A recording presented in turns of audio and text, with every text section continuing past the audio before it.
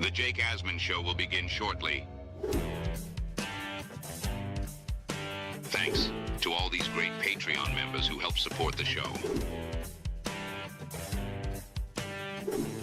Get your SuperChats ready. Jake will be here in just a moment.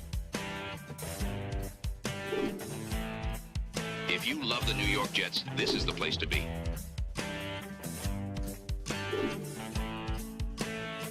And now, the Jake Asman Show. Geno Smith will not be charged. There is renewed optimism around the Jets. Training camp is near, and Omari Brown is stopping by. A lot to talk about, Jet fans. It's the Jake Asman Show. Let's hit it and get it started. We sitting in here, we excited as hell. Now it's time to get to work. Are you a happy guy? Oh my goodness, let's go! I haven't felt joy talking about the Jets in a long time. When they announced it, I went, yeah!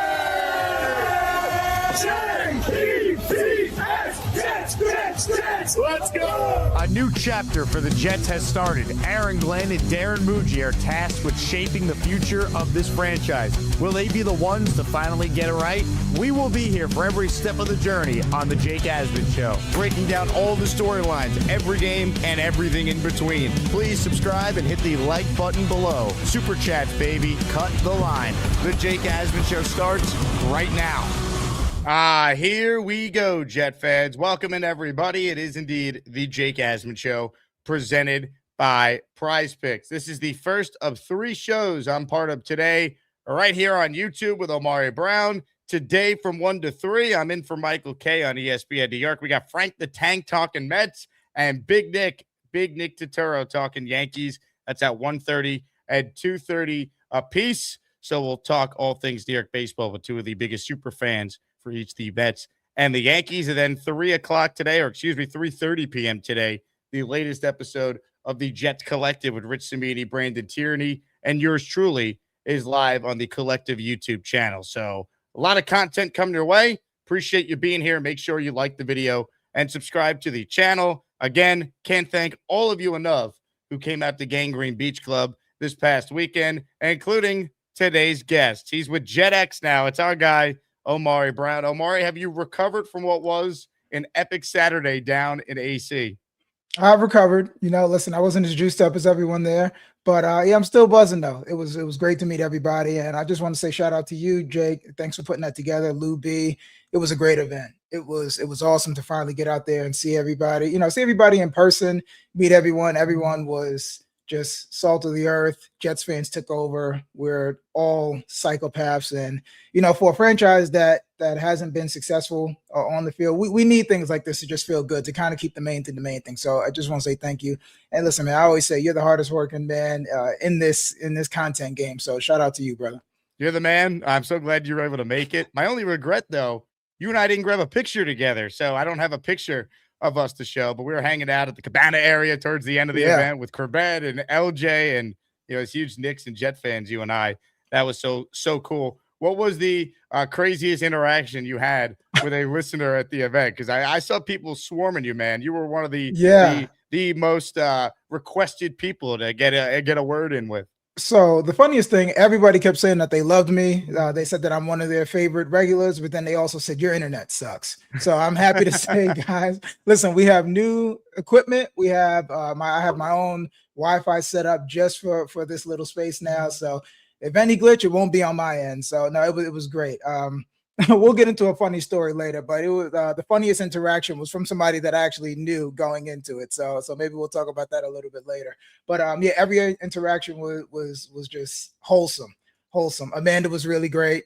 I got to meet Cynthia. I got to meet Mimosa. I got to meet a lot of cool people. Chef Kevin and I had a great talk. Chef Kevin is he's the man. I got to meet Boyd Green. Did not know Matt O'Leary was that tall. Matt O'Leary could play some interior O-line for the Jets. I did not know he was that big. The funniest thing though, about almost a handful of times, people kept asking me if I was from the Daily News, if I was Antoine Staley. So I got that a couple of times. So that was probably the funniest reaction. He was like, "Hey, are you the newspaper guy?" I was like, No, I'm not the newspaper guy. So that's hilarious. Yeah, just a lot of wholesome and just a lot of good reactions. So it was, I'm happy to be a part of it. I'm happy that you guys like, what we're doing. So it was amazing. It was awesome. Now, if only the Jets can give this fan base a great season because God knows we all certainly deserve it. We did get some great news yesterday, though.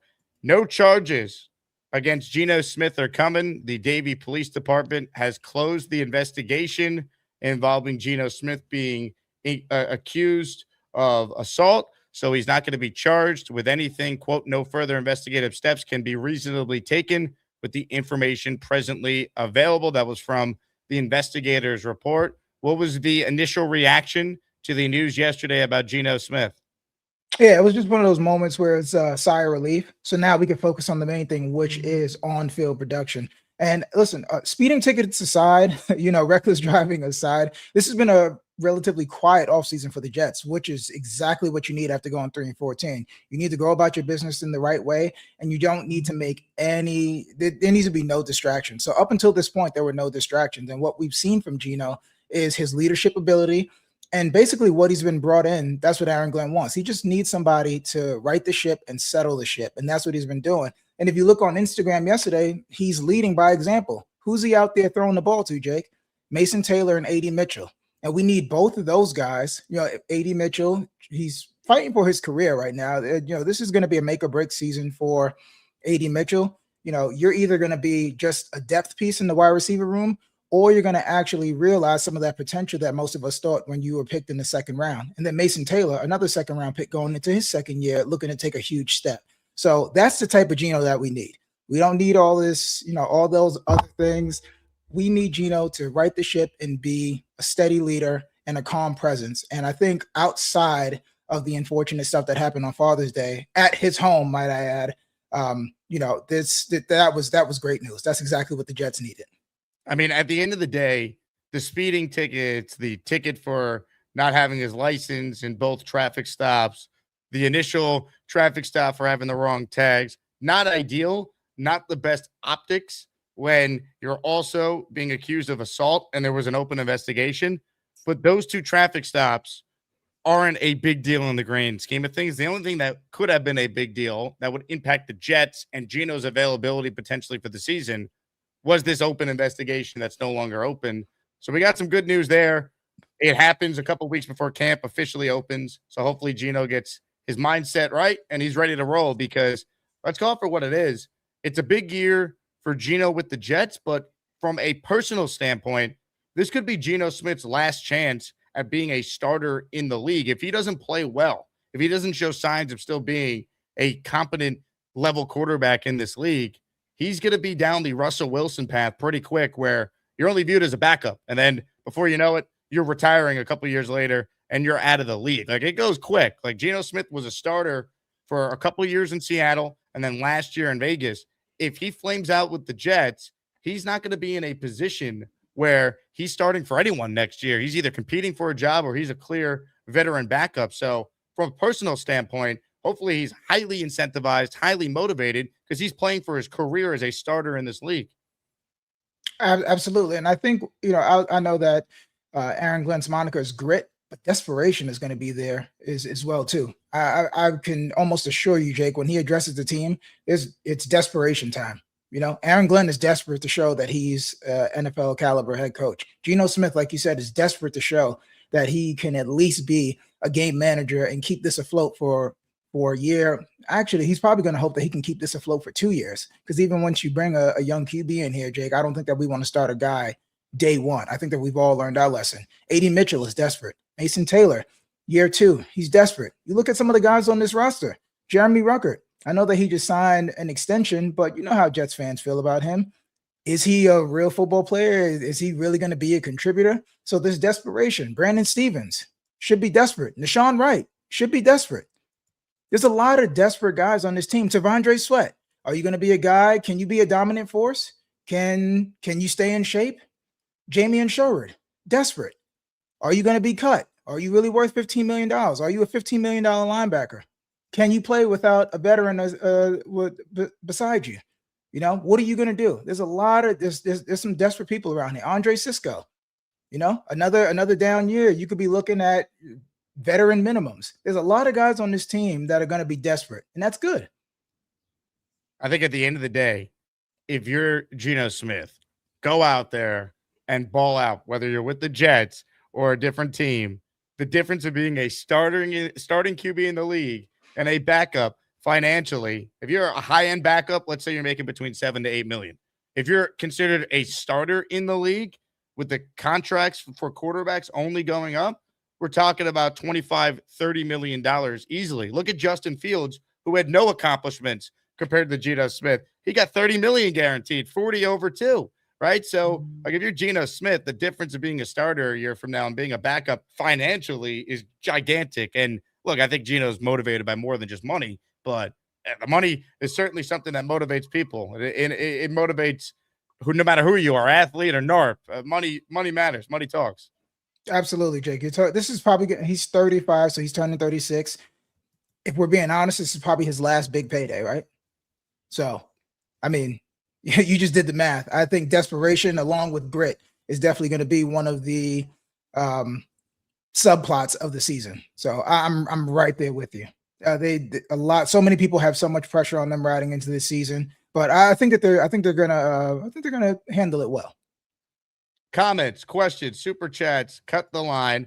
Only one show for the Jake Asman show on YouTube today. So we got a big time prize.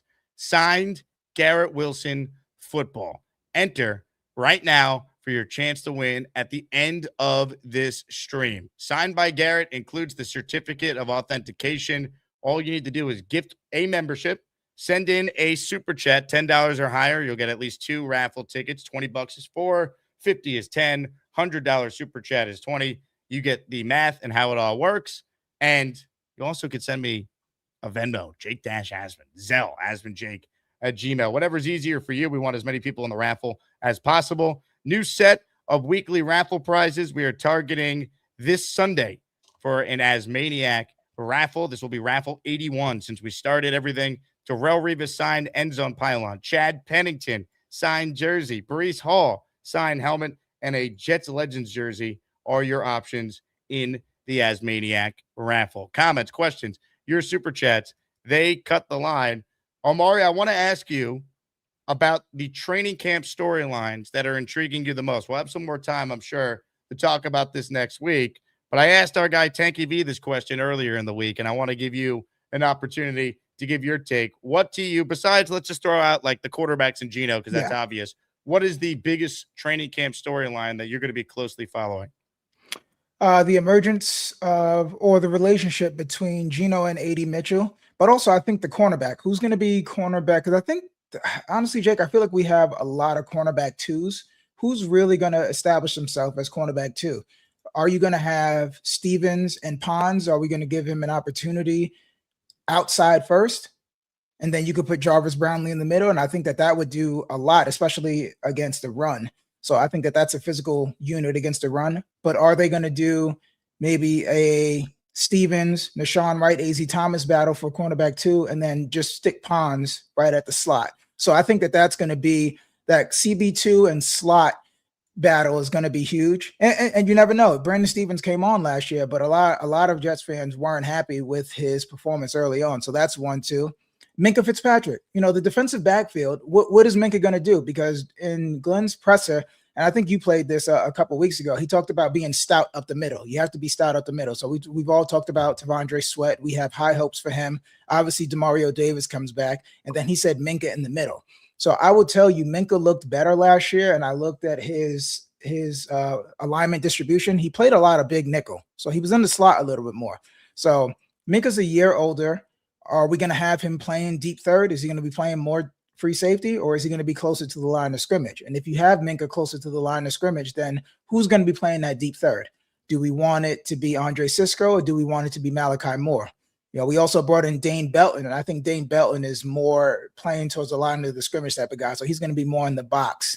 So I think that there's a lot of questions about the defensive backfield. Obviously, not getting an interception all year, there's going to be pressure and questions on them too. So those are my big questions. The who's going to be second or third in the target share on the offense, and then the defensive backfield alignment and who's going to start. I think those are totally fair. In the cornerback room and the safety room, who emerges, what level of play do they get from the guys they invested significant draft capital in, right? You're talking about a second-round pick in D'Angelo Pons, Azaria Thomas was a third-round pick. Many felt he should have been picked higher than that. They need one, if not both, to emerge as proven starters by the end of the year to feel good about that room going forward.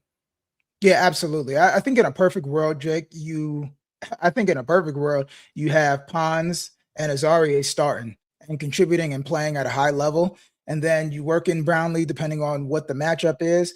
And then maybe, hopefully, Stevens can turn into that guy. I never thought Stevens was going to be a CB1. I would love it if Azaria could turn into a high-level cornerback 2 that has to cover opposing team's number 1. So I would like those two to really separate themselves. And for all accounts, it seems like Azaria Thomas is performing well. I watched his interview with Eric Allen and Quincy Enunwa, and he talked about the intensity of having the head coach being the play caller and how Aaron Glenn is challenging them and their identity is going to be aggressive. So again, everything sounds good. Everybody's in the best shape of their life. Everything is all peachy and roses right now. It's July 15th. But, you know, in a couple of weeks, we're going to find out really soon what our outlook should be. Omari, you brought this to my attention, and then I forgot you brought it to my attention. So here I am on this website, Pro Football Network, trying to find the Jets tab on it. And I'm like, I don't think they have the Jets listed. I'm like, oh, well, that's because Pro Football Network published a top 100 players in the NFL, and the Jets did not have a single player on the list. And I'm not here to say the Jets have this elite roster, but I went to the Giants, for example. Brian Burns, 43. Andrew Thomas, 46. Malik Neighbors, 85. If you're putting Neighbors on this list, then how is Garrett Wilson not on this list, who's proven it over the course of multiple years over Neighbors, who just emerged as a rookie and then was hurt for most of his second season? So that's my gripe with it. Garrett Wilson, I believe, is a top 100 player. He was not at all in the top 100 for Pro Football Network. What's your take on the list? So my take is, number one, I've been on Debate Club with those guys. So shout out to Ian, shout out to Jacob and Cam. So I love the work that they do. But yeah, I was thrown back, not even as a Jets fan. How do you not have Garrett Wilson? He just received some votes in the ESPN article that Jeremy Fowler's been doing. Yep. And the executives, scouts, and coaches all give their takes. And with Garrett Wilson missing a majority of the season and getting less than 400 yards, he still received votes. How does Armand Membo not make this list? Demario Davis made the top 100 for the NFL, so his peers thinks that he's a top 100 player, but obviously PFN doesn't. And to be fair, PFN only has, I just looked it up, they only have 4 linebackers altogether in this entire list. So you can't tell me that there's only 4 linebackers in the entire league that deserve to be top 100 players. So yeah, I've got a couple gripes with this, Jake. No Membo, no Davis, no Garrett Wilson.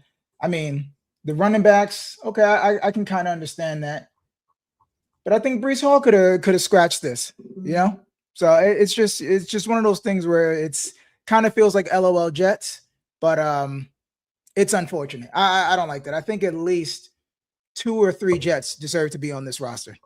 Were the Jets the only team without a player featured? Because I'm doing some quick math here, and I think I counted 31 tabs.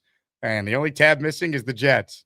The only tab missing is the Jets, Jake. And I did that last night right after I sent it to you. I was like, oh, yeah, like this is definitely LOL Jets. We have, you know, content creators that football isn't even their main thing, saying that the Jets have the least talented roster in the NFL.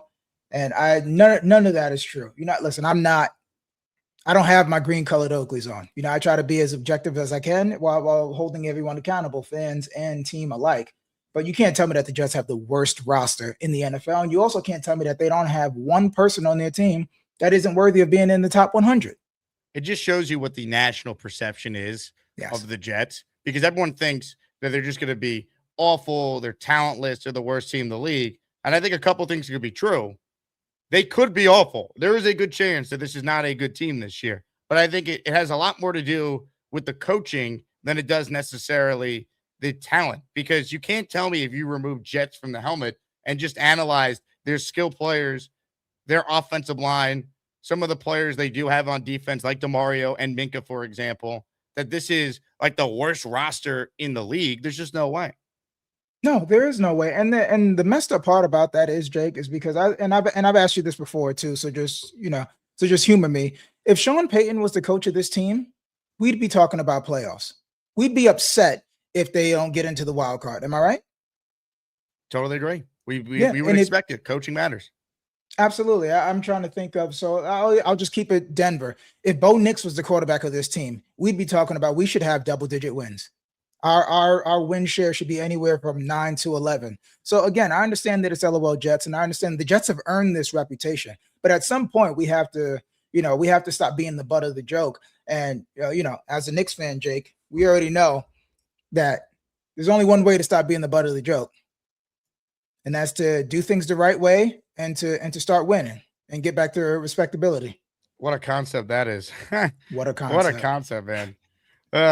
Hit the like button if you're just joining us. Omari Brown hanging out with us. We got quite the hilarious video to break down in just a bit, so you're not going to want to miss that. But again, if you're just joining us, only one show today. We need your entries for a Garrett Wilson signed football. He is a top 100 player in the NFL, baby. And this year, he is making the Pro Bowl for the first time in his career. That's my big prediction for Garrett. So if you want the football, enter the raffle like Nate did with this super chat. He says, I would take Garrett and Brees as a top receiver running back tandem over almost any other team. They're certainly in the conversation, right? I mean, how many teams have an elite wide receiver and running back tandem? I would say elite. You got Detroit with Jahmyr Gibbs and Amon-Ra St. Brown. You have, I guess you could put Saquon, and depending on how you feel about Devontae Smith, you got Christian McCaffrey. They don't really have an elite. They don't really have an elite wide receiver out there. You got Bijan and Drake London, and then honestly, that's about it. That's about it. It's funny. I'm going to send you a link right here. Connor Long, our boy Connor Long, that filled in for Jake, posted an article because CBS ranked the Jets, their triplets, Geno Smith, Breece Hall, and Garrett Wilson, as the 29th offensive trio in the NFL. So, I mean, the disrespect just keeps coming, Jake. And there's only one way to stop it. Something they haven't done very well the last 15 years and even 10. I think the crazier stat is they haven't won more than 7 in a decade. I think by accident you could have an 8-8 or now an 8-9 in there, and the Jets can't do it. Fall into it. I think the playoffs, 15 years without making the playoffs, is just egregious, especially on a league that's basically built on parity. And, the worst teams, the worse you are, the better player you get. And for some reason, everyone's been able to turn this around except for the Jets. It's unbelievable. You have to try to be this bad. It's crazy. Dude, Daniel Jones made the playoffs, 9-7-1, won a playoff game.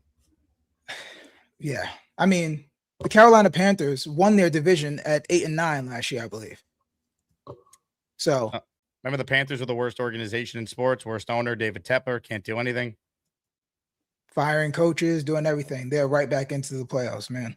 So prove us wrong, Aaron Glenn. Prove us wrong. John J. Williams in the raffle to win a signed Garrett Wilson football for 2. Let's go. Go Jets! Go Jets! Thank you very much to John. How about this from Ozzy, who gives some membership? Ozzy, good luck. You're always in for 1 or 2, it feels like, every day, and I'm waiting for Ozzy's name to be called on the wheel. Jet up. Jet up. Let's go. Ozzy in for 1. His membership went to Wyatt1828. Ricky NY checking in. A.D. Mitchell, wide receiver 2, 62 receptions, 843 yards, 8 touchdowns, plays 95% of the snaps. If A.D. Mitchell does this, combined with Sadiq and still another first to come from the Colts, we're talking about potentially an all-time trade the Jets made in the Sauce Gardner deal last year. Yeah, the over-under that a lot of people have been asking me for A.D. Mitchell has been, 850. I'm right there with you, Ricky. I love that. I don't know about the touchdowns, but the receptions and the yardage, I would sign up for that. I would sign up for that production with only 4 touchdowns, to be honest. And I think that his skill set, and I've talked about this already, Jake, I think his skill set could really unlock the offense. Because if you have that deep threat and you have to, roll over help to make sure that your corners aren't getting beat deep, that leaves the middle of the field and that underneath and the intermediate stuff wide open. And that's where Garrett Wilson feasts. And that's where Omar Cooper is going to feast as well, too. And then you have 2 tight ends. So A.D. Mitchell, and I love the concerted effort that Geno's going going to develop that rapport with AD Mitchell. So I think I always try to do this. I like AD Mitchell isn't going to be some 1,300-yard receiver like some people are getting hyped, and he's not going to be, a 400-yard receiver. He's going to be somewhere in the middle, and that's totally fine. We have to stop setting ourselves up for failure. We can be cautiously optimistic, guys. But I think, shout out to Ricky. I saw him on the show yesterday. I think that's a great stat line for AD Mitchell. That would be fantastic. I mean, sign me up for that, Ricky. I hope you're right. I know you're Mr. Optimistic. That'd be awesome. If I'm not mistaken, that would be like the best wide receiver 2 season since Decker, right? It's a great or question. Maybe, yeah. Or maybe it was the Devontae. Well, I guess Garrett and Devontae. Yeah, Garrett and Devontae. Yeah. But that's unique because you're talking about a Hall of Fame player being added. So let's throw that year out. That would be the best number 2 wide receiver since maybe Jermaine Kearse with Robbie Anderson, the McCown year. Okay. Yep. That's up there. Yeah. Another one I'm missing. Maybe Santana Moss and Lavernius when they were here together. I know that Cotry and Coles had some good years. Cotry and Coles. Sanchez with Braylon and Holmes, and they had the trio, obviously, with Cotry. But yeah, I mean, at least in the playoff drought era of Jets football, it'd be like that Kearse year with Robbie Anderson emerging, and then maybe like the Corey Davis and Garrett playing up together because he was always hurt. Corey Davis then retired. Yeah, I don't think they played enough because Zach's first year it was Corey Davis and Kearse, right? His Corey Davis here? And who was Zach's number 2? Dude? Was it Brashard Perryman? No. Well, that was Sam Darnold. That was Sam Darnold. God, this team is brutal. I know. Maybe that's what we'll do. We'll do a top 10 wide receiver 2 seasons in the playoff drought era. July Jets content, baby. I know. Get us to training camp. Let's go. I'll get us to training camp. Here's Frankie V's analysis on Geno Smith. Thank you to Court Sports for capturing this incredible moment at Gangrene Beach Club. Hold on. Let me get the sound right. Damn it. I teed it up wrong. Let's rewind here. Thank you to Court Sports for capturing this great moment with Tanky V. Throw it. Throw the ball. Throw the ball down the field. Go and throw it. Throw fucking 15, 16, 17 interceptions. Throw it down. You know? And you think he's going to throw way more than Justin Fields ever did? He might throw like 50 interceptions this year. No. 50? No. He's actually going to throw the ball. We're actually going to get touchdowns this season, and we're going to make it to playoffs. No, I don't think so. You know what? Hold on. Ready? Can you re-record something? We're recording this whole time. All right, we're going to record. All right. I got something. Have another drink, Frankie, please. That's amazing. Frankie was juiced up, man. Shout out to Frankie. He was bringing the energy. Frankie, have another drink. Unbelievable. I mean, now people can see what I was talking about. When Frankie V shows up to dinner with my family, and he's still wearing the same exact shirt that you see in the video there that Court Sports captured. I mean, this is Tanky V in a nutshell. He was getting after it. He was having the day of all days. Shout out to Frankie, man. Wearing the same shirt he wore to the pool all day in the rain to the nice steakhouse at the Ocean Casino. The same shirt. This guy is an animal. Look at him. He pulled up in the Sweat Equity shirt. Look at him, man. He's an animal. Good for him. Frankie V, ladies and gentlemen. One of one. Now, you told me a story off air that is so funny. Please tell the Asmaniac community about your interaction with Frankie on Saturday.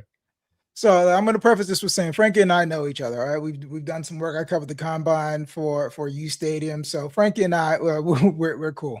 So you guys know that Frankie's extremely passionate about David Bailey, the number 2 overall pick. Frankie went on a campaign, and I believe that he is trademarked Bailey Bros Inc. So I think Frankie is the CEO of Bailey Bros Inc. So myself, Richie from Jets Media does a great job, and Amanda. We're all, we're trying to get some cover. It was raining. So shout out to Asmaniacs and Jets fans because it was raining the entire time and we just pushed through and powered through. So Frankie comes over to tell us like, hey guys, listen, are you guys ready for David Bailey? And I was like, yeah, we are. He's kind of going under the radar. So Frankie's like, no, are you guys ready for David Bailey? Frankie proceeds to get into a 2-point stance and say the get off. I love his get off. He's going to get off. Frankie hits me with a rip move. He's feeling it. So Frankie's the juice is flowing. He starts talking about David Bailey, the analytical profile, how good he's going to be, one of the best edge prospects in the last 10 years. And Frankie's cooking. I'm like, yeah, go Frank, go Frank.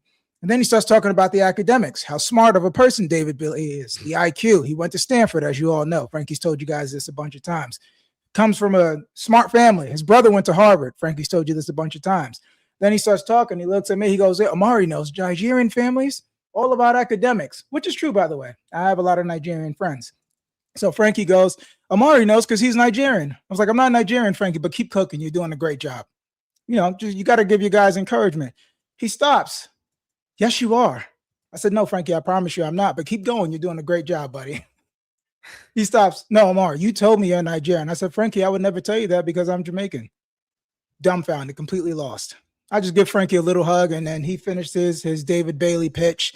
Listen, I hope one day, I hope that my kids believe in me the way Frankie believes in David Bailey. I hope that my parents believe in me the way that Frankie believes in David Bailey. We should all have someone in our lives that believe in us the way that Frankie V believes in David Bailey. All right?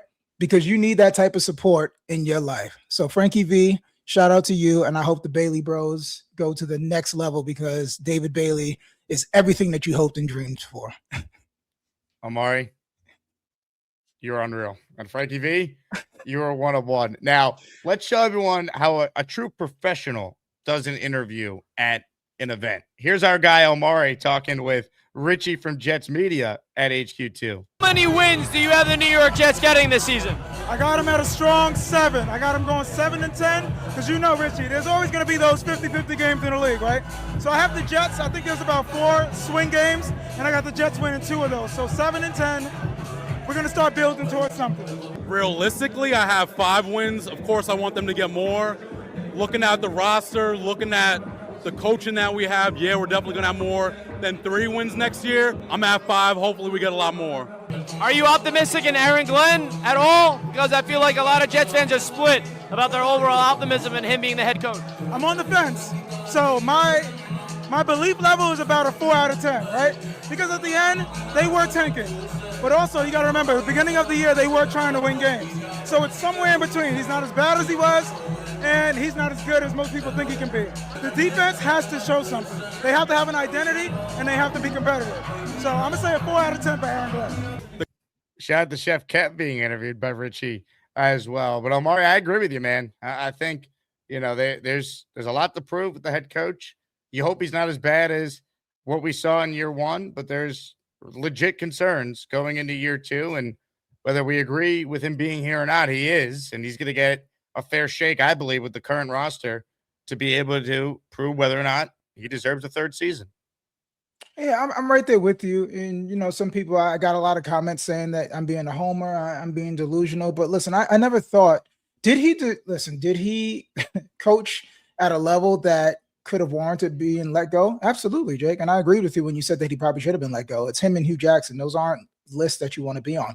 But also, Woody invested $60 million into this guy. And a lot of people believe in him. Players believe in him. So regardless of how I feel, how Jake feels, and majority of the fan base feels, he was going to get another opportunity because you don't want to get into this cycle. We're already in a bad cycle of not making the playoffs. You don't want to get into a cycle of prematurely firing coaches every single time. And you also have to take a look at the landscape of who was going to be available. Who was going to come take over this job, you know, with the GM that you were going to inherit. Then you have to start the cycle all over again. Then you're coming in with new systems, even though they're technically doing that now with the head coaching staff. But again, I just try to remind people, a lot of guys wanted a CEO. And there's only 32 of these jobs in the world, and for good reason. So you're going to have some bumps. There's going to be some hiccups. I'm sure he looked. I was talking to Chef Kevin. I was trying to talk him off the ledge. He was like, you know, guys quit. They gave up. And he looked like he didn't know what he was doing on Sundays. And again, he probably felt like a fish out of water because you do have to learn as you go. And I tell people all the time, players need to be developed, but coaches need to be developed too. And it does take time. Todd Bowles, you know, struggled with game management and clock management. Robert Saleh, almost up until the end, struggled with clock management. You guys remember Aaron Rodgers letting the clock run down, the play clock run down to 3 to 2 seconds almost every time, and them having to call timeouts in San Fran and in Tennessee. So it is going to happen. So I think, you know, and then he did things that people wanted, that fans wanted him to do. They actually tanked. Now, people got mad because he said that Brady Cook is an NFL quarterback, but what is he supposed to say? You guys wanted him to fire Steve Wilkes before the year was over. He fired Steve Wilkes. And I understand how he came in and he talked bad about the previous coaching staff. And I didn't agree with that. I thought I'm definitely an under promise and over deliver type of person. That's how I try to live my life. But again, he didn't do that. But, I tell people all the time, he said that he wanted to come in and win now. And his wide receiver 2 was either Alan Lazard, Josh Reynolds, and Tyler Johnson. So I'm not really sure. And Justin Fields was his quarterback. So I'm not really sure how much winning he wanted to do. So I'm never going to tell fans to be patient because fans use their hard-earned money. And a lot of these fans have been a fan longer than some of us, Jake and I, have been alive. So I'm never going to tell you how to be a fan. Like one of my monikers is fan exactly how you want a fan. So again, I just think that we'll be able to properly judge him by how this defense looks this first quarter of the season. And I've said this a million times. Jake, if they are not top 12 against the run, if they're not an opportunistic and aggressive defense, then Aaron Glenn will never be a head coach again in this league because you brought in guys to do exactly what he needs you to do, and you brought in veterans. These are David Onyemata, Demario Davis, and Minka Fitzpatrick are not guys that need to develop. They need to hit the ground from day one, and they need to hit the ground running. And a lot of that's going to come on Aaron Glenn. So we can be patient with the offense in terms of cohesiveness, but on defense, you guys got to run and hit, and you have to know where the hell you have to be. And I think that there's going to be zero excuses. And he has a must-win week 1. And if I'm down in Nashville, Jake and I will be on the post game telling you that Aaron Glenn is officially on the hot seat if they start off 0-1 to a Robert Saleh-led team. It's just tough to picture them losing week 1 and then recovering before they put themselves in such a hole we're going through last year all over again. I don't know if it's 0-7 again, but I mean, you lose week 1, schedule doesn't get easy. Packers at home, Lions and Bears. Maybe the Browns in week 5 is like their first win if they start 0-4. Then Patriots, I mean, a 1-5 start. I mean, they lose to the Dolphins and the Raiders, and they drop to 1-7. Does Aaron Glenn coach the Chiefs game? I mean, I don't think so. The only reason why I don't think so is because I'm of the mindset is if we have to go through this, you have to go through this as well too. Because you're being paid handsomely for it, and you're going to be paid for 3 years after this. So if we have to go through this and watch this every Sunday, you have to suffer with us too. We're all going to be a part of this humiliation ritual, but I'm with you. And I don't even understand how people were actually going against you, Jake. Week 1 is definitely a must win after the way this season ended. Because listen, just imagine the difference in mindset if you start off 1-0 and then the Jets are coming home and we're ready to go for the home opener against the Packers. So the Packers, if you guys go look at the Packers depth chart, they're not, they're not your grandfather or your dad's Packers. Like there's some chinks in the armor. They still have Jordan Love, and I'm a big fan of Matt LaFleur, but Aaron Glenn has done a good job against Matt LaFleur, and he's held their offenses in check as well too. You look at those Rodgers years when everyone really started questioning if Rodgers had anything left. Those were Aaron Glenn led defenses. So is Josh Jacobs? We haven't heard any word on Josh Jacobs. Is Josh Jacobs going to play? We know Micah Parsons is going to play. Their second best edge rusher now is rushing the passer in Dallas. So there's some chinks in that armor. I mean, start off 2-0. Start off 2-0. Surprises. That's what you got to do if you want to give yourself a season. You got to be a team that surprises, a team that punches above their weight. And if you start to win, we saw this in 2022 until unfortunately Mike White got hurt, because I truly believe that team was going to the postseason if Mike White didn't suffer the injury against the Bills and the Jets had to go back to Zach Wilson. Like, you kind of learn how to win as you build confidence. Like that was a younger team, but they were starting to build some confidence. Like, we actually are this good. Like, we actually can win. They were 6-3. They had a huge upset win over Aaron Rodgers and the Packers in Green Bay. And it's like, wow, like, okay, like we have something here. And that was in Saleh's second year. Aaron Glenn's in his second year. There's no excuse. Is Aaron Glenn ever going to be 3 games above 500 at any point while he's the Jet head coach?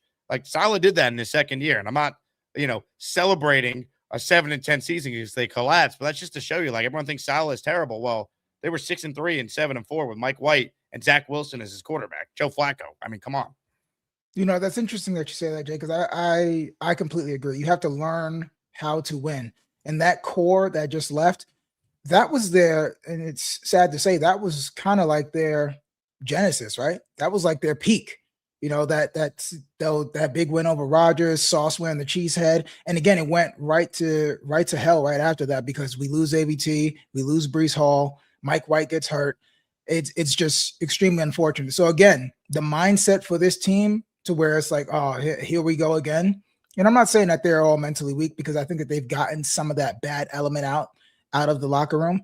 But it's just starting 1-0 as opposed to going 0-1 and having to go through the whole week. And then you got the fans going to be on you. And it's just like the first 3 and out of the home opener. The fans are going to be on Geno. I think that you can just do so much in terms of, good feeling if you just start off 1-0. And I mean, if you just go down there, even if it's a tight game, because I think it's going to, I already told you, Jake, I think it's going to be 24-17 and David Bailey is going to ice the game with a sack. So that's just what I'm having. And just think about how it's going to be. The Asmaniacs, we're going to do a live show down there. Jets walk in there, smack around Mr. Clean and his new team. Let's do it. Let's do it. That's what we have to be, man. It's okay to be delusional. Like I always tell you guys, being miserable isn't a prerequisite to being a Jets fan. Well said. Hey, shout out to Court Sports who's watching. Court, do me a favor. I didn't save all the Frankie V videos you sent me. I just grabbed the one that we already played. If you could re-message me the other ones, I'd love for Omari to see the uncut Frankie V stuff for us to break down because I know people are going to get a kick out of it. But everyone go follow Court Sports on Instagram. She's the one who captured this iconic video of drunk Tanky V doing his thing. Some super chats I want to hit. Shout out to Scott who says, love your show. Go Jets. Scott, you're in the raffle for 2. Thank you very much. Nate ESQ says, love the Bailey jersey, Jake. Can't wait for the Klecko helmet to come in too. Appreciate you from the Great White North. Nate, just do me a favor. Shoot me an email. Just confirm your address so I can make sure that we get your raffle prize sent out to you this upcoming week. This one is from CJ who says, what's a realistic line for Sadiq in year 1? Well, I'm glad you brought this up because today's Jake Asman show is presented by PrizePicks. And according to PrizePicks, Omari, the numbers for Sadiq are as follows. 3.5 receiving touchdowns, 449.5 receiving yards. Would you go more or less on these numbers that PrizePicks has? I'm going to go less on the yards, and I'm going to go more on the receiving touchdowns. So that's just receiving touchdowns. I'm going to go more, Jake, because I think in the red zone, that's where Frank Reich is going to get creative. So obviously it's July. And I'm a bit of a psychopath. So I went back and looked at Eric Ebron's big year that he had with the Colts, and he used them in a lot of ways. I would not be shocked if Frank Reich's pitch to the rest of the regime was, look at what I was able to do with Eric Ebron. So for the chat, Eric Ebron scored 12 touchdowns, and that was his best year with, I believe, in the pros from a production standpoint. And that was with Frank Reich as the play caller. And I think that we're going to see a lot of jet sweeps. Now that's interesting right there because that's just receiving touchdowns. But in total, it wouldn't shock me to see Kenyon Sadiq with 6 touchdowns, and I think he's going to get 2 or 3 rushing, and he's going to get 3 or 4 receiving. So in total, he's definitely going to go over that. But I think 3 or 4. Well, I'll go 4. I'll be optimistic, but I'm not expecting much in terms of receiving yards. I tell people all the time, when I'm talking in spaces or just, talking to fans, when you're looking at the tight end production, I wouldn't get so caught up in it just being Sadiq, just having this explosive year 1. And I wouldn't get, big on Mason Taylor. I think we should look at the tight end room as a whole. And I think I talked to you about this as well, Jake. Look at the tight end room as a whole. If we could get 1,100 yards and we'll call it 10 touchdowns from the tight end room, let's say that it's 600 to 700 from Mason Taylor and another 4 from Kenyon Sadiq, and then whatever Jeremy Ruckert provides for you. I think that that's a great way to look at the production. And then as Kenyon Sadiq goes into year 2, he's learning, he finds his way where he fits in, and Mason Taylor becomes a little more comfortable. I can see that tight end room being explosive, but for year 1, let's just temper expectations a bit. Also, important programming note, my brain is officially fried. I've been thinking all day today. The Jets Collective is at 3:30. It is tomorrow at 3:30. So I apologize. Hopefully you can spread the word. Jets Collective live taping tomorrow. That it's Thursday at 3:30. Not today. Tomorrow. So I was texting in our group chat, and I'm like, wait a second. I got the time wrong. So, yeah, tomorrow, 3:30. So this show today on YouTube, radio today from 1 to 3. Frank the Tank and Big Nick Totoro joining me on ESPN New York as I fill in for Michael K today. Hit the like button, comments, questions, super chats, cut the line. Good breakdown from Omari there on Sadiq's numbers on PrizePicks. So make your own lineups. Use that code HMA and take advantage of the put in $5, get $50 back. Mimosa wrote in, great interview, Omari. You're awesome. Nigerian or Jamaican? Thank you. It was great. It was good to meet Mimosa too. It was really quick. She's sweet. Gave me a huge hug too. Gave me a real auntie hug. I love that. I felt the embrace, Mimosa. So glad you made it out. She's in Florida, right? Mimosa lives in Florida. Yeah, lives in Florida. And you know what? I don't even know if he's listening, but shout out to Justin48 as well too. You guys, listen. The vibes were so good, Jake. Complete 180. Complete 180. He's so positive now. People think that somebody's hijacked his Twitter. Like, just you see what happens when we get around some like-minded Jets fans. Listen, the team could be bad, but we have a great fan base. So yeah, so shout out to him. Justin is from Tampa, so he made the trip. He made a whole weekend out of it as well too. So people were traveling a pretty good distance to come to this event. So again, just kudos to Jake and Lou B and other people and all the hard work that went into doing this event. Mike Durama wrote in, it rained, ? I didn't notice. I was having too good of a time. That's what was so cool. Like, the rain didn't really even matter. No, it didn't. You got a towel off, take a little break, find a little overhang, and you were good to go. Football guy says, Jake, when Omari's on the show, we're getting the best ball knowledge. Love the show. There you go, Omari. Thank you. I appreciate that. And I appreciate all the support. I was really floored, Jake. I couldn't believe it, the amount of people. Obviously, I know, your follower count and the subscribers, but it was really good to see that people are enjoying what we're doing. And I tell people all the time, man, Jake is an incredibly hard worker. So, shout out to you for having this platform. But yeah, what you do, you're a grinder. I love it. Gruden grinder. See, John Gruden wants to do play-by-play, by the way. I saw that story. Yeah. He's funny. I know he just sits around and just thinks about football constantly. All day long. Let's see. There was another comment I wanted to read. This one is from Spy Lynch. She says, how do gifts work? So if you want to gift a membership, instead of sending in a super chat, you hit the money sign, you hit the I want to gift the membership button. Now you can only do it from a desktop. You can't do it from the iPhone, which is unfortunate. So if you want to enter the raffle, Spy Lynch, if you send a super chat, $10 or higher, that will count towards the raffle. Again, Garrett Wilson signed football at the end of the show. We only have one membership that's been gifted so far. So I'm going to raise the stakes right now. We're 15 minutes into the show. The first person to gift 5 or more, we're going to double it. So if you gift 5, it's really 10. If you give 10, it's 20. That also applies for the weekly raffle this upcoming weekend. Sunday, we're targeting for that one, where you have a chance to win a Legends jersey, a Brees signed helmet, Chad Pennington signed jersey, and a Darrelle Revis signed end zone pylon. We got some news from Beast here. He writes in, today is a frustrating day. My mom found a way, and this heat is making me nuts. Plus, my mom won't quit smoking cigarettes, and it's driving me crazy. So I don't know what is exactly happening here, but apparently the heat is making Beast crazy. Beast. We got to get Beast out here, man. But Beast has to get his own section now. We're going to have to rope him off, Jake. Beast Feast, October 25th, Jets Dolphins. He's coming to MetLife. All right, I'm going to have to make that game because Beast is one of a kind. Listen, we got to get Beast and Frankie, juiced up Frankie in the same section. Like, that's going to be a party. That's, 2 manly men, man. Just, have Beast do some pass setting and Frankie do his best David Bailey impersonation. Let's go. Oh my God. Ladies and gentlemen, a 5 spot of gifted channel memberships from Green Gang. We said the first to go 5 or more, we double. 10 entries in the raffle from Green Gang. 3, 6, 5, 2.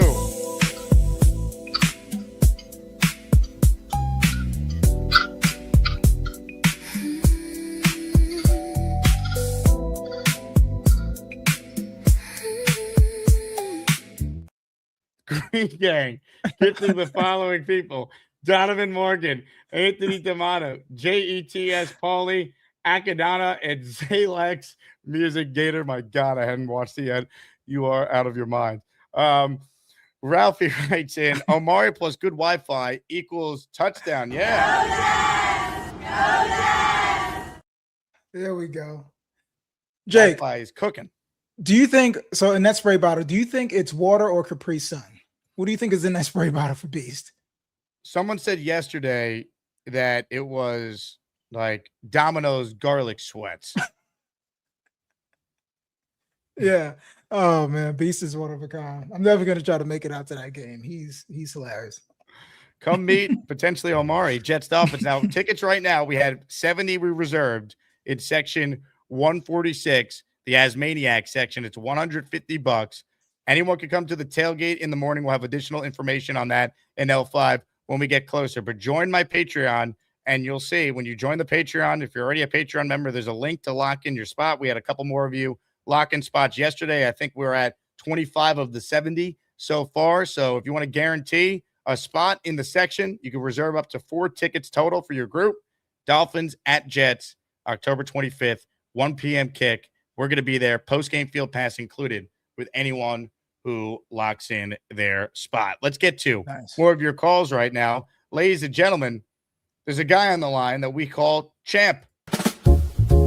He's always cooking or coaching or flashing his green. This man is cooking or kicking as maniac. He's at the tailgate, he's cooking, blowtorching his food. A diehard Jets legend, the chef they call Kevin. Chef Kevin. Yo, Jake, Omari, how y'all doing, fellas? Chef. Morning, Chef. Yo, Omari, man, yo, such a pleasure meeting you, man. Your football knowledge, dude. Yo, it's truly great hearing your stuff, your breakdowns and all that. And then just, talking about other stuff, man. The Knicks too. You knowledgeable with them them Knickerbockers, man. So, salute, appreciate everything that you do, man. I really had a call, man, just because, behind the scenes, working on, August 1st event, with Jake, we're almost there. We're, 10:20 right now. These tickets are about to go on sale, man. So, I'm really trying to lock in and get this done.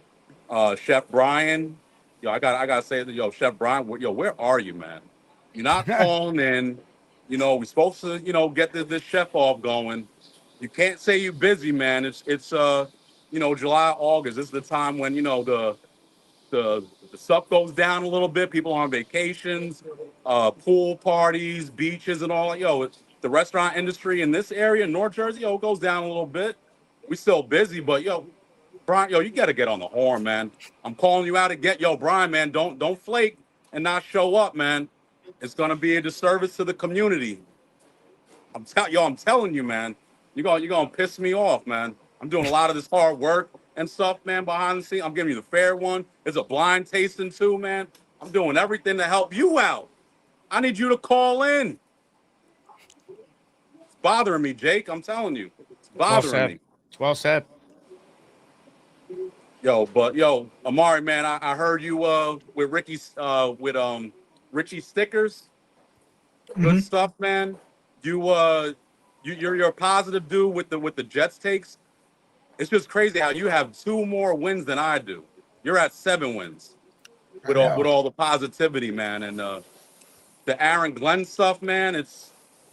I'm not seeing. I don't know how we're gonna what we saw last year and then all of a sudden this year without anything in between be like, you know what? From 3 wins to 7 wins, and we had our back and forth about the tanking and all that last year, and I get it, man. It's just how they were tanking and what they were doing, and AG firing Wilkes, blaming all that on the Wilkes defense, and then getting that Steve dude, the cornerbacks dude up to run the same Wilkes defense. The decision maker, man. That's what's worrisome to me. How are you at 7 wins, man? So I'm at 7 wins because I think that if you can start off out the gate faster, and I think that they've added a lot of talent. I think they've added a lot of talent. Now, again, we're going to be depending on guys that haven't proven anything in the NFL yet, but you also have guys that are professionals at what they do. And I'm just going to talk about from a defensive standpoint. Demario Davis, we already know his resume and what he's able to do. At age age 37, he's still a top 100 player against the run. Now, I think that David Onyemata and Minkah Fitzpatrick are force multipliers. So a force multiplier, what do I mean by that? By bringing in Demario Davis and removing green dot responsibilities from Jamien Sherwood, you now allow Jamien Sherwood to play a little bit faster. So bringing in Davis increases 2 spots defensively, and that increases your communication. And what do we know, guys, and chat? When the communication is there, you can now play faster because you're not looking around and you're not reacting. We saw that Jacksonville game when we had linebackers running into each other on play action. So I think the linebacking core is going to be better. Now, the middle of the defense from defensive line standpoint, I don't think Tavondre Sweat is going to come in and be Chris Jenkins of 09 or 08, but I do think that it's going to be incredibly tough to run the ball against Tavondre Sweat, Harrison Phillips, and David Onyemata. David Onyemata is a top 15 run defender in the league, and he's done this for his entire career. So he's going to come right in. Did we lose Chef? So he's going to come. Yeah, he's going to come right in, and there's not going to be any developmental time. Minkah Fitzpatrick is a former All-Pro, so he can play close to the line. He can play free safety, and what is that going to allow people to do? You're going to be able to play faster because Minkah Fitzpatrick is going to make sure to check into whatever the defense needs to be into. Right? He's going to be able to communicate and say, hey, listen, they're coming out in a 2x2 look. This is usually what they get. Instead of Malachi Moore not knowing that he needs to get to the curl or the flat, Minkah Fitzpatrick is going to go straight there. So I think the defense is going to be faster because they're going to have to less because they were able to add a veteran at each level of the defense. And that's just from a defensive standpoint. I just think they're going to be able to play faster, and I also think that they're going to have more pass rush juice as well, too, because I think a sneaky pick was the Joseph Ossai pick. I think Joseph Ossai, I think he's going to be able to set a good edge, but I also think that he's going to be able to show a little bit more in the pass rush department. I don't want anybody to think that he's going to be a dynamic edge rusher because I don't think that. I think he's going to be somewhere in between Brian Thomas and Calvin Pace. You're going to get 5 to 7 sacks. Maybe he'll run into 9, but you're going to get stout defense, and you're never going to have to worry about him, being weak in the run game. And I think that they were able to, a lot of these positions, they've added better players. So instead of Michael Clemens getting a ton of snaps, that's going to be more Jawan Briggs or Harrison Phillips. Instead of Michael Walker or Eric Watts getting snaps, that's now going to be Kingsley Enagbare or Joseph Ossai. And I think that goes a long way. Instead of, we had Ryan Clark's son out there. No disrespect. We had Jordan Clark and Dean Clark. Yeah, we had the Clark and Clark brothers out there running, trying to make tackles. There was one week that Michael Walker, he made a tackle, and I didn't even know who that was.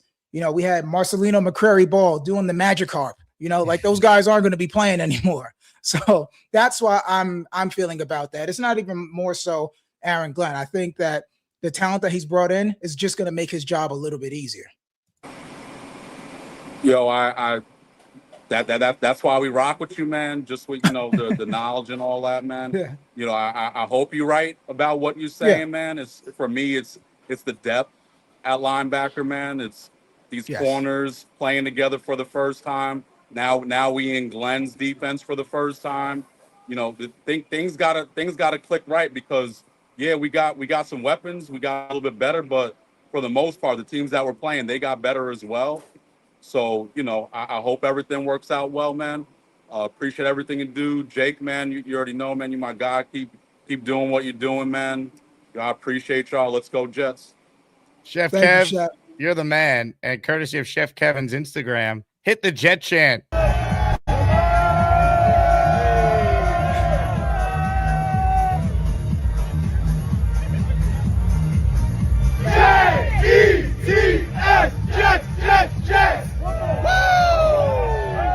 With the trophy in hand. Yes. Look at this crowd. Chuck wagon. Let's go! Let's go!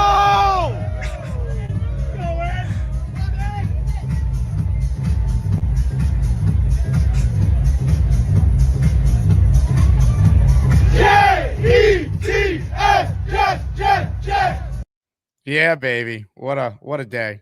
Man, if adrenaline had a face, it would be Fireman Ed. Just Unreal. energy. Tons of energy. Love it. Spy Lynch says, just got a Brett Favre Jets jersey. Let's go, Jets. What a random jersey to be getting. But hey, you're in the raffle for 2. Spy Lynch. I had a Favre jersey. I ran to Modell's when the Jets traded for him, and I couldn't wait to rock the Brett Favre jersey. You know, that's the only thing missing. And, you know, I want to talk about it. Jake, you've had a really good summer as a fan. It's been a phenomenal summer for you as a fan. Could you just imagine if Modell's was around? Oh, man. This would have been that's the only thing that was missing from a merch standpoint. I know Fanatics, you know, they try to do a good job, but there's just something nostalgic about going to Modell's. Even just hearing the commercial on ESPN or gotta or go the to fan. Moe's, gotta go to go Modell's, gotta go to Moe's.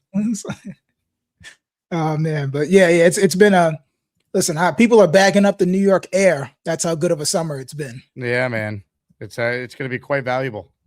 Mhm. Rare air.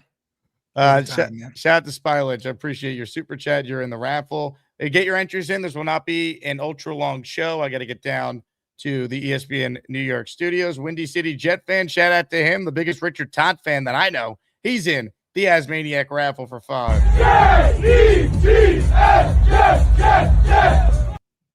Let's go.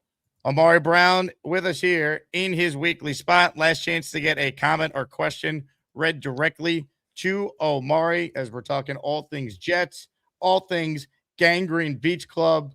What was just an awesome, awesome weekend in Atlantic City with all the fans. Again, if you want to come out and meet myself and Omari, I think I saw you RSVP to the Chef Kevin meetup at Cloverleaf Tavern. That is a free event. The link is in the description. Jets tickets, I believe, for training camp are being posted at 11 a.m., folks. So if you're watching live, be on standby to try and lock in some training camp tickets. But August 1st, we're going to be at the Cloverleaf Tavern after practice. If you can't make it to practice, just come to the meet up and hang out with all of us. It's going to be an absolute blast. I'm looking forward to it. Omari, you're going to be there, right? Absolutely. I'll be there. Let's go. Let's go. All right, folks. We're gonna do one more call with the great Omari Brown, and then I'll stay on for the rest. Ladies and gentlemen, it's time.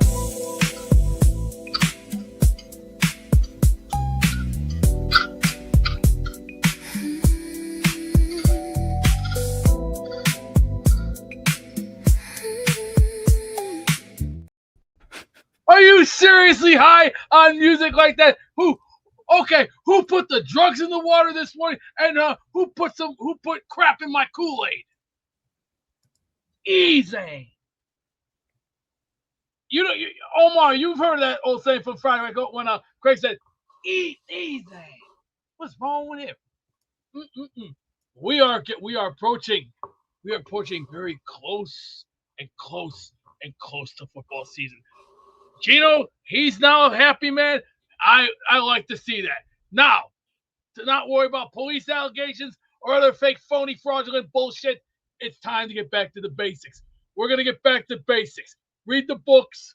Get down and dirty. And put your ring light on.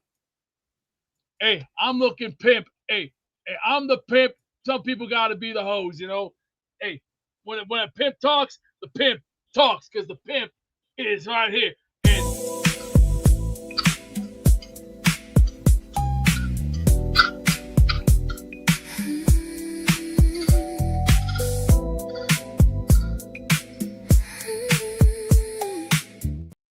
We covered a lot of ground today, Omari. We did. You're the man. I'll talk to you soon. Man. Talk to you soon, Jake. Later. Omari Brown with us there. Check out his content with JetX. Follow him on social media. Omari with 2 Eyes Brown on Twitter. Does a great job talking Jets, talking all things NFL. You know, there was an interesting question that I wanted to hit yesterday. We talked about, the Jets all PFF team. And I thought it was like the easiest decision in the world at cornerback for the Jets. It's obviously Revis, and I thought no-brainer Sauce Gardner. But there's been some people on social media, including Pete Pablo here, who does a good job with his Jet Space show. I join him often. And he was arguing for Cromartie over Sauce. And again, I understand that Sauce was polarizing He was a 2-time first-team All-Pro his first 2 years here. Cromartie was awesome. He was a number 2 corner on the Jets, though. If you're doing an all-Jets team from 2006 to last year, Sauce is the other corner opposite Darrelle Revis. He just is. And that's not disrespect to Antonio Cromartie, who's been on the show before. And I thought he was a really good player, really good Jet. That was a great trade by Mike Tannenbaum and Rex. But Antonio Cromartie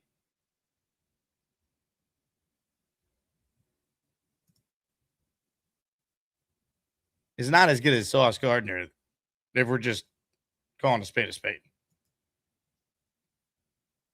See, like Peter Castro, Sauce sucked. He did not, Peter. He did not.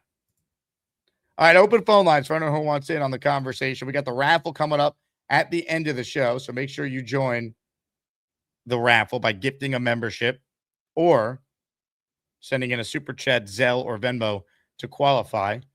Let's say hello on the Gus Buster Umbrella hotline right now to a man who needs no introduction, but we're going to give him one anyway. Ladies and gentlemen, it's Mikey Midnight. Hello, I'm Mikey. I'm Bobby's little bro.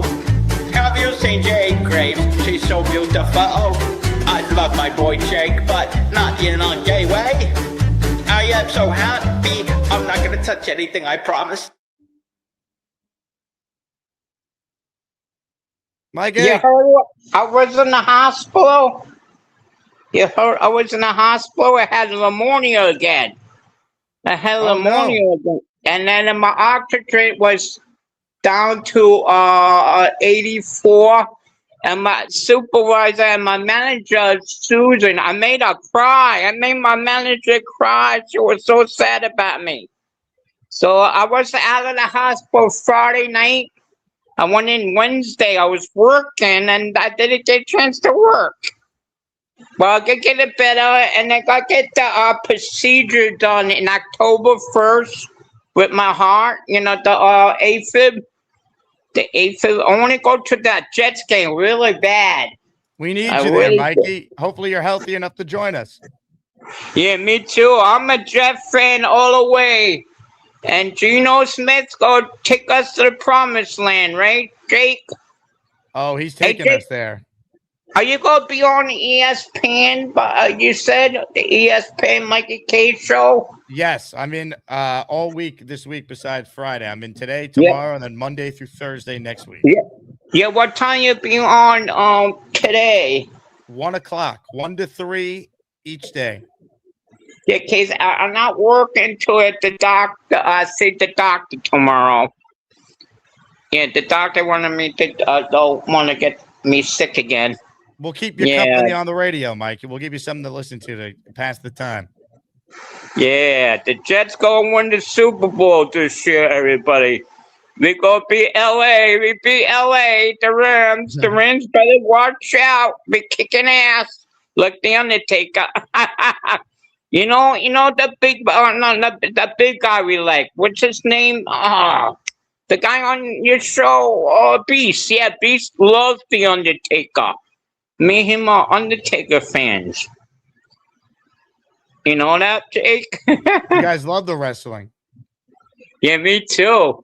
I remember that time Beefcake was in a mask and Hulk Hogan was in the ring, and everybody didn't. My friends, I told everybody that was Beefcake, and he was Beefcake.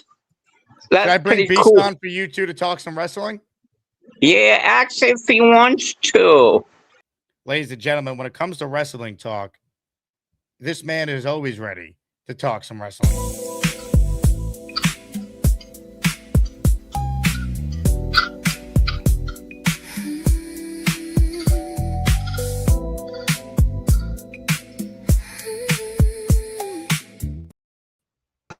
Guess who this is? Hey, Bees, I was in the hospital. Yeah, Bobby told you. What happened to you? The ammonia, and then I had low oxygen level. I had to my manager. Better start taking it easy because you don't know what this heat wave can do to everybody. I know how it feels to be on that other side of the road. Yeah. Brian Stokes. Because how old are you, Mikey? I was gonna ask you that. How old are Oh you? yeah. I'm 56. Gonna be on 57 soon. Holy shit! Well, you know who I'm holding right here? Who? The The Undertaker. I love The Undertaker. This is my He's Undertaker. the one that kicked Hulk Hogan's ass one time in the opening time when he came. The first time he met Hulk Hogan was in 1991 at the Survivor Series at the Joe Louis Arena, and he struggled with the Tombstone Pile Driver to win the World Wrestling Federation Heavyweight title with a little help from Yeah, I was there. You were at the Survivor Series 91 in Detroit? No, not Detroit. Oh, it was in Massachusetts. I'm sorry. It was in the $1 Million Man. You know the $1 Million Man? Oh, I know which one you're talking about. I know it's exactly what you're talking about. Survivor Series 93 live from the Boston Garden in Boston, Massachusetts. I know that one. I got it in my roster there. Very good thing you brought that because I do have that. That's the one with the other. Yeah, I forgot what it was because it was in Massachusetts somewhere. That was a long time ago. That was in Boston. Not the best place to be. I'll tell you that right now. Yeah, I was the only Undertaker fan there. Did you know what the Undertaker came out to when he came out with the 1776 flag? He was like, rest. And yes. Remember he used to put in a body bag? He used to people put in a body bag. He had a body bag. That's when he was the evil Undertaker. See, when the Undertaker started getting popular, that's when the Undertaker started doing the thing called the casket match. You remember the first casket I like match? that. That was fun. Him versus Kamala at Survivor Series 92. Where at? In Cleveland, Ohio, at one of the arenas. I can't remember the name, but Kamala lost to the Undertaker. Why? The Undertaker put him down and said, rest. And peace. Hey, please remember Hulk Hogan? Beefcake was under the mask. You know the mask he was wearing. $1 Million Man IRS injured Beefcake in a very sick situation, and Beefcake was out with at least maybe 3 the mask on. But he did recoup in time, but he did have 71 screws put into his face on this side, and a couple right here in the But he had the mask on. Remember he had that mask on when on the Hulk Hogan, but didn't know the guy mask. But I told everybody where I was watching that Beefcake is under the mask, and I was right. You go ask Bobby. Bobby was there when I. We figured that out because that was when he got injured by both the $1 Million Man and IRS, the man that goes, "Oh, you tax cheats out there, you should be paying your taxes. And remember, if you don't pay up in time, you'll be audited." Yeah, I remember that. The IRS guy. The guy was retarded. Mike retarded. Well, the whole IRS thing was a little corny back then. So don't worry. Well, I like the $1 Million Man. He's awesome. The $1 Million Man. Hey, I'm hoping to meet you on the 25th because when I get there, you're going to see the best. You're going to see the best, and you're going to see that leather coming in full effect. And that chain, the old school heavy metalers wear that. They do for a living. Oh, yeah, that's true. Warriors. I remember you said. Die. Warriors. Die. And get ready. October 25th, get ready. Alliance will be in swing. We're coming full speed ahead, which means, boys, crank up all 8-cylinder engines. We're coming full speed ahead, which means, as they do on Titanic, ding, ding, ding, ding. Yeah, bing, bing. Once they go full, that means that boat is going full speed ahead. I mean, it's not stopping for the ice. We're not stopping. It's a run, and we're going to hit. Yeah, that's true, right? And Geno will be just fine. All we got to do is not worry about the police allegations. Don't worry about the fake news. Don't worry about TRL. Don't worry about TMZ. Who gives a rat's ass? We're gonna get back on our horse. Ignore the bullshit. Beast, can I say something to you? You will like this. You smell what Beast is cooking. What do you know what Beast is cooking? Wow! What the rock? I mean, Beast is cooking. I like you, Beast. You're my homeboy, right? You still my homeboy? Hey, just like Sister Mary Grant said, I got the flow. Some fruitcake gotta go. So go get the You bags. look like the Rock. You look like the Rock.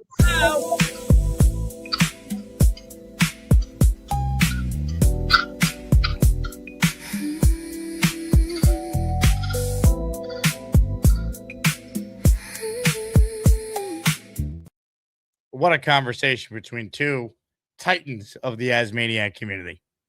Ladies and gentlemen, last chance to get in on the raffle. I'm counting the names. Maddie P is in the raffle for one. He gifted a membership. Maddie, thank you. I hug him every day. I hug him every day. Outstanding job by Maddie P. It went to listener the Lucky Gremlin. T-Town Jet has gifted a channel membership. He joins the raffle for one. Excellent job, T-Town. Good job. Your membership went to Gabriel Jimenez. T-Town, thank you. David Aaron wrote in, question, is Pond/right cornerback combo an attempt to repeat the Revis-Cromartie corner combo?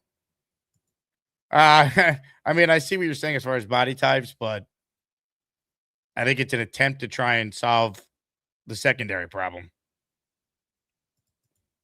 I think that's really what it comes down to. Ponds, I think, is going to be a good player. Nashawn Wright, I'm not as bullish on, especially after we did the film review with Joe Blewett last week on him. I do think that D'Angelo Ponds will start. Azarie Thomas will start. And Brandon Stevens will start. I think Ponds will start in the slot.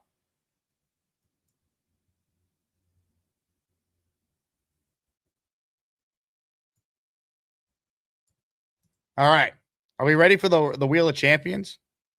Garrett Wilson, signed football up for grabs. We ready? It's going down, folks. It's happening. Your chance to win a signed football by one of the greatest Jets of the last 25 years. G5. He's coming on the show in football autograph form. Oh, man. All right, I'm counting all the raffle names. I need a little more time to finalize the list. So here's what I'm going to do. I'm going to play a short clip. And at the other end of the clip, we're going to spin the Wheel of Champions. That sound good for everybody? I hope it does. Ladies and gentlemen, the Wheel of Champions is being spun right after this short video. Hit it. Do you guys remember there was an incident in Las Vegas where a man attacked a Clark County judge? After this happened, I said, the guy in the video is actually a listener of the show. So not the guy who basically like Troy Polamalu'd over like the judge dais, but the guy that is a listener of the show is the hero who tried to immediately apprehend this wacko. And yesterday, Michael Lasso, the law clerk who helped protect the Clark County judge who was attacked in court last month, was named Citizen of the Month in Vegas. You could see our guy Michael Lasso on the left there. It's a pretty cool moment for Michael, who joins us right now. What's up, Michael? How you doing, Jake? Good to see you. Man, what's it like being a hero? Oh my God, you know what I mean? It's so honestly, it's just so surreal and so humbling. Truly, I never expected it to be, on SNL and TikTok and Twitter. And while I fly this way, right? Mm-hmm. The bailiff, he run behind me, he fall down. Look at him, man. That's terrible, man. It's really just incredible, to be honest. And that leap that man did was pretty impressive. And I think that's part of the reason why that video has gone so crazy. I mean, the guy, like, he timed the snap perfectly, right? Like, he did the full Troy Polamalu over the. I mean, what goes through your mind in real time as that's happening? Like, you even have time to think? Was it all just natural reaction? Kind of take us through what's happening there. Yeah. I mean, honestly, there's no time to think for sure. I mean, the video doesn't even do it justice, just at how fast that actually occurred. You know, I mean, 1 minute he's sitting there just talking about how, you know, he'll accept whatever the judge is willing to give him. And then the next minute he's on top of the judge. So when he initially made a run, I thought, okay, he's going for the door. Last thing I thought he was going for the judge, and I definitely didn't think he was ever going to make contact. It was so nice of the mayor. It was so nice of the city. It was such an incredible experience. And I mean, when the mayor first called me, I answered the phone, and I'm thinking to myself, who is this? The mayor? Do you have the right number?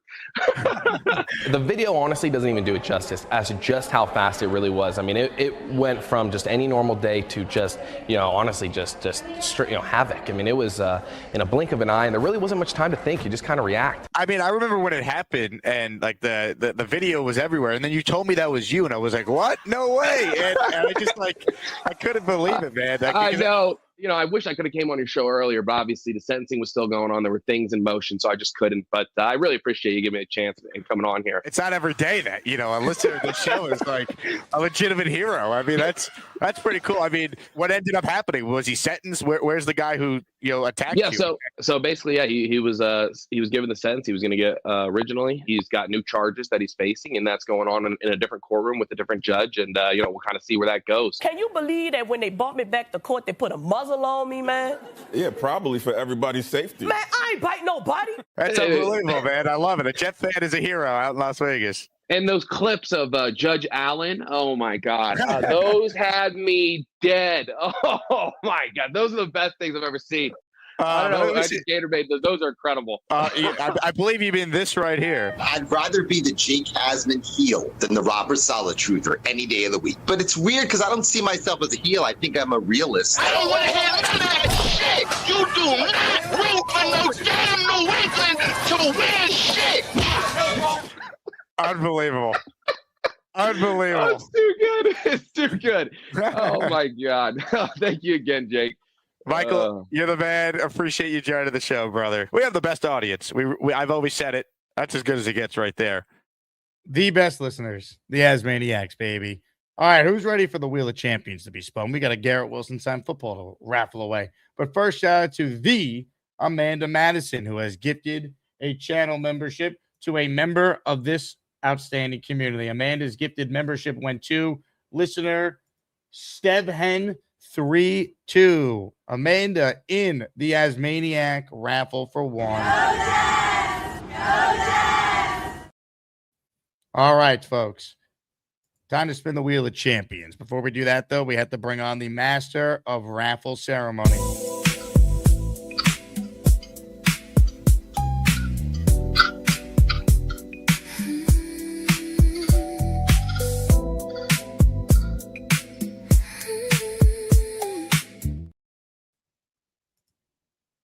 Where'd he go? There he is. Oh, Jake, I got somebody here to meet. Jake Asman, this is the Undertaker. We got the Wheel of Champions ready for you. Leeches of the night, bring me the wheel. Now we're going to spin this wheel and get a winner from the Wheel of Champions. Rest in peace. Thanks, you communist douchebag. It's time for that daily Asmaniac raffle. Let's spin the Jake Asman Show Wheel of Champions and find out which Asmaniac is winning an epic prize. Ladies and gentlemen, the Wheel of Champions. Shout out to Undertaker Beast for an outstanding Wheel of Champions send-off. All right, here we go, folks. This combines yesterday's emergency Geno Smith not being charged show and today's show's list of names to win a Garrett Wilson signed football. If you win to claim your prize, you have to email me, asmanjake@gmail.com, your name and address. Ladies and gentlemen, the winner of the Garrett autograph football is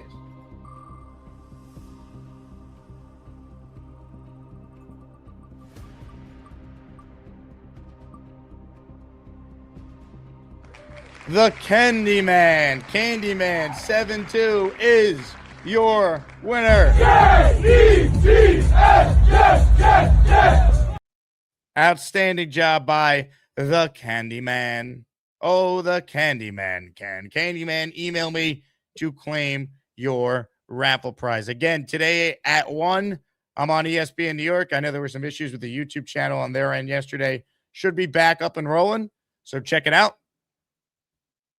Or listen on 880 a.m. or the ESPN New York app. RSVP if you're coming to the Cloverleaf Tavern meetup on August 1. Join the Patreon if you plan to be at the Asmaniac meetup for Jets Dolphins and lock in your spot. You guys are awesome. Thank you for watching. Talk to you at 1 o'clock today. No collective this afternoon. I misspoke if you tuned in late. Collective's tomorrow, so we'll have info on that tomorrow. Until then, though, I will talk to you later. Go Jets. Let's go. Hey, Asmaniacs, make sure to hit the like button and keep on supporting the Jake Asman Show. That's right, Beast. If you don't subscribe to Jake Asman Show, the Jets will never win another game. Go Jets.